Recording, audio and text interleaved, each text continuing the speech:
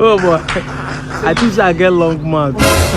But Reno no be only long mouth he has. Reno has 2 mouths.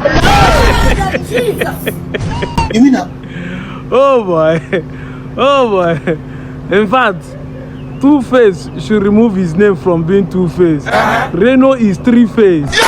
The man is speaking from 3 different angles. 3D. God have mercy upon us. Watch this video and see Reno. He's jumping from one place to another. He's confused. Kai. This is truly Reno mockery. And I've met an obedience, and you know it's really a very good thing.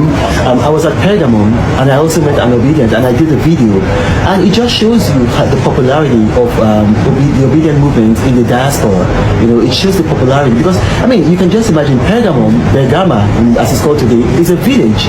It's a modern day village, and then people, I met an obedient there. So now